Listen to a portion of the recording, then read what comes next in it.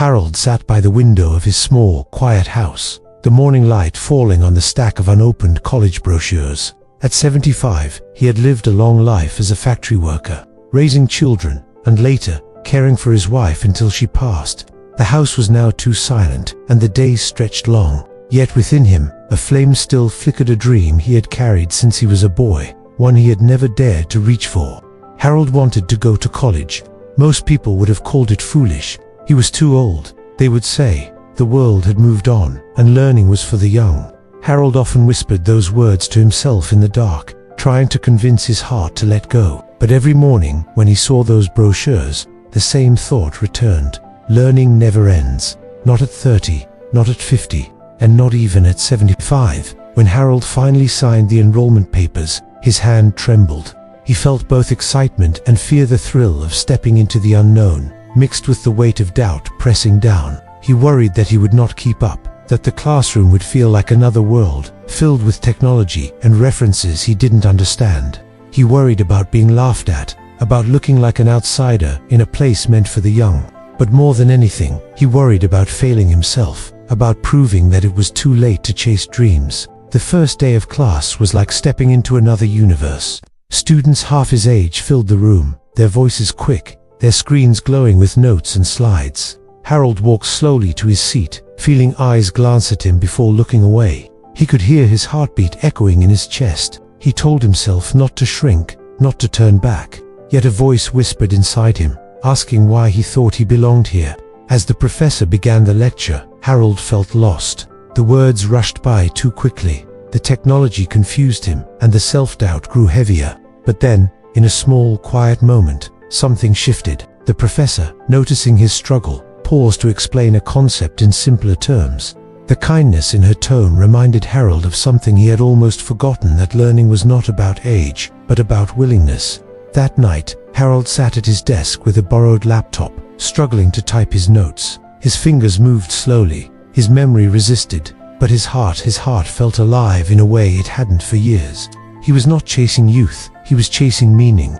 And even if the road was steep, Harold knew he had taken the first step toward a dream that had waited a lifetime for him.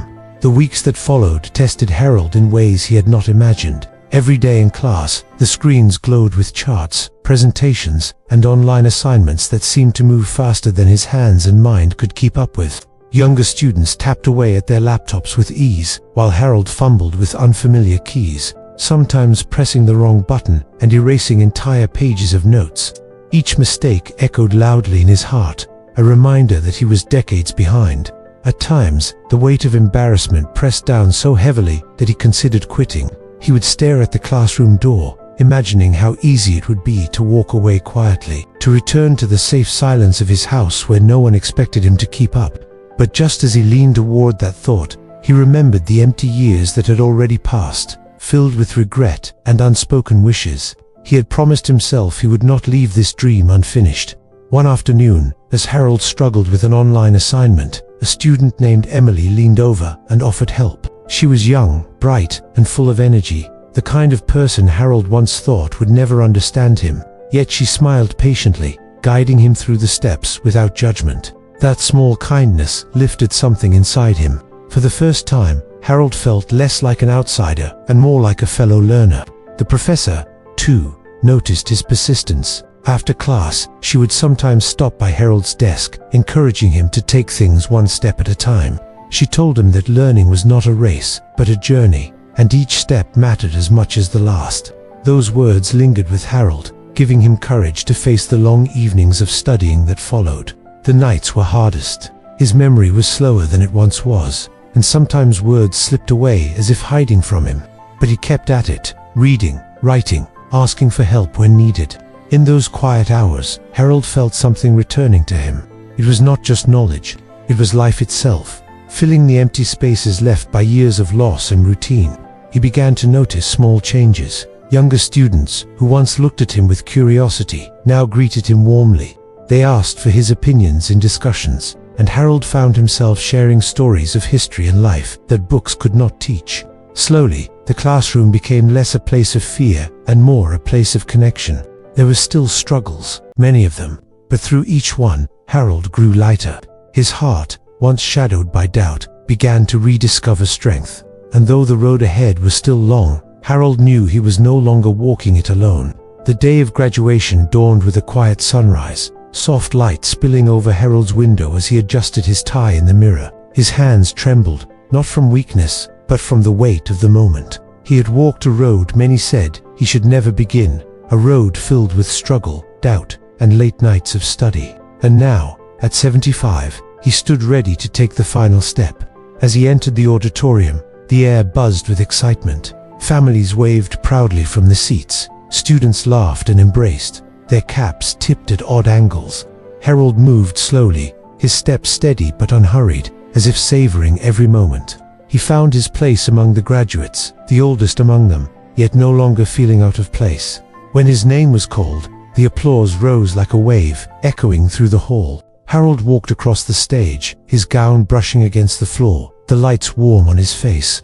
The diploma was placed in his hands, and for a moment, he simply stared at it. To others, it was just a piece of paper. To Harold, it was proof that dreams do not expire, that time could never erase the hunger for growth, and that learning never ends. Tears welled in his eyes as he looked into the crowd. He saw Emily cheering, her smile wide and bright. He saw his professor nodding with quiet pride, and though he could not see her, Harold felt the presence of his late wife, the one who had always believed in his hidden dream. He whispered her name softly, as if to share the moment with her. After the ceremony, students gathered around him, asking for photos, thanking him for inspiring them. Harold, once afraid of being an outsider, now stood at the center of their circle, a symbol of courage and perseverance. He laughed, his voice carrying warmth that touched everyone near.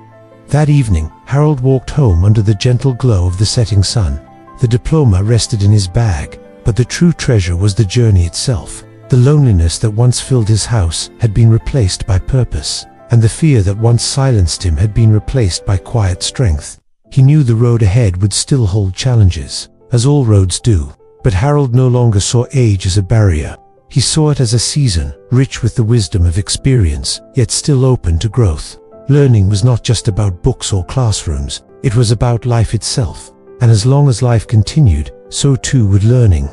Harold's story reminds us that time is never an enemy but a companion, urging us to keep moving forward. Age may shape our bodies, but it cannot silence the longing of the heart.